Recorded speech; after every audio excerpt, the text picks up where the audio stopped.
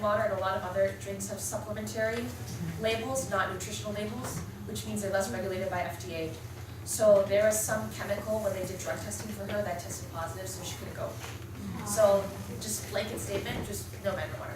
Yeah, Gatorade and Propel is good. So after the workout, I don't think you need to do it when you're young, but when you're 12 and over, it's really, really good to foam roll. Each side on the Harvard pool deck, women's side and men's side, has a hidden cabinet, and it's only full of tennis balls, bands, and 20 foam rollers. So every single time before we go to practice, we foam roll. And we also try to do it after. Thanks, Mom. That's called foam roll. Beautiful, yes. Yeah, this is one. This is a nice foam roll. Yeah, we'll put this here. Well, I'm not going to demonstrate if you did it. You really, really, really need to eat something within 45 minutes once you get out of the pool. That window is the ideal optimal window for you to put things to help your body recover from swimming. And when you lose that window, you lose so many benefits that you could get from good nutrition.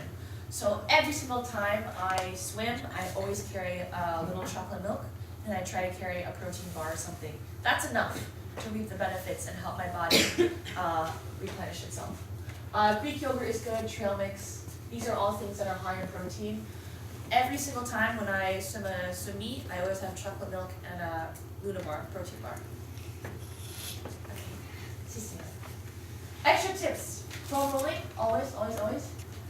Go to bed and wake up at the same time every day. My dad touched upon this. Sleeping is so, so, so important, and my mom's gonna get mad at me because she knows I don't sleep enough. No phones before bed because the blue light makes you feel like you're looking at the sunlight.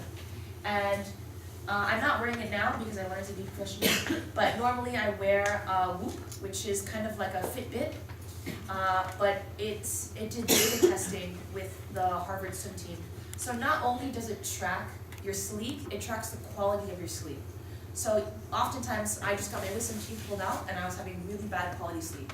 So even though I was sleeping, I was in my bed for probably 10 hours, I was only getting about 6 hours of sleep. So that's why I knew when I got out of bed and I didn't feel well, but I was getting out of bed at like 9 a.m. or 10 a.m. That's the reason why. It doesn't matter whether you go to bed at 10 and wake up at 8 every day, the quality of sleep is also very important. So no phones before bed.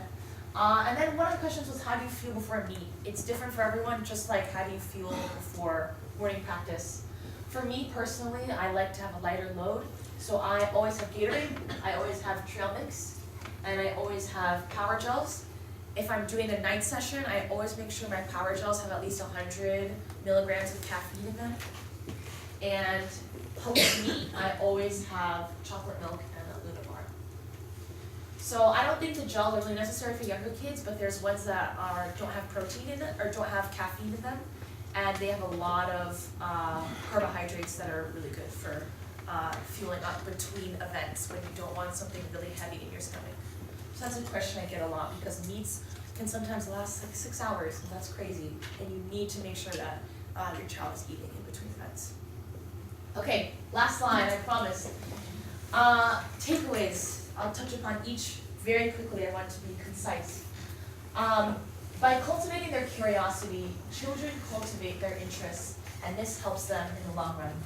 So this is just what I was saying about choosing the clubs that I want to do really, really well. If you give your child the opportunities and the space to know what they like, a creative writing class, or letting them join the debate team, or letting them maybe do something on the weekends that's not swimming or engage in a sport, that doesn't hurt their swimming, but supplements them, their mind, or their body in a different way, that helps them in the long run. Because then they don't waste time on that, and their mind isn't always on swimming. The biggest, I think the saddest thing is when you have a child that burns out because they swam too much and they don't love it anymore. So in order to do that, we want our child to be really well-rounded and give them the opportunity to try things. Always collect data. Swimming teaches you about your body. High school and college teach you about you. Sorry, that's a typo. So it's useless if everyone is telling a swimmer what to do. and the swimmer doesn't understand their own body or how they work, it's useless, because what is that child going to do when they go to college, or when they have a coach that maybe doesn't know them as well and they have to start over?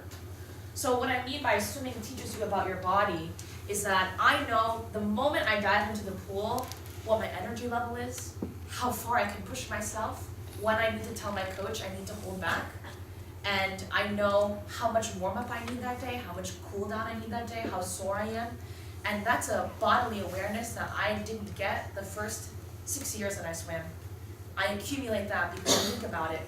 So I know now, when my coach says, everyone tapers differently, tell me how you taper. Taper is when you go down in volume and higher in quality before a meet so that you can peak.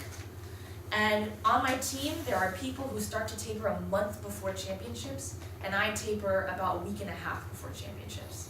And that's something that I have to.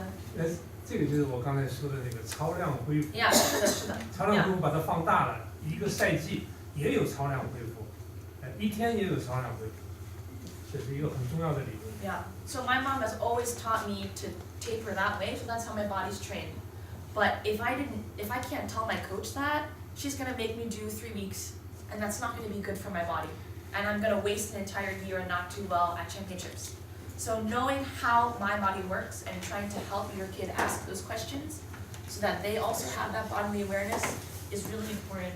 And high school and college teach you about you.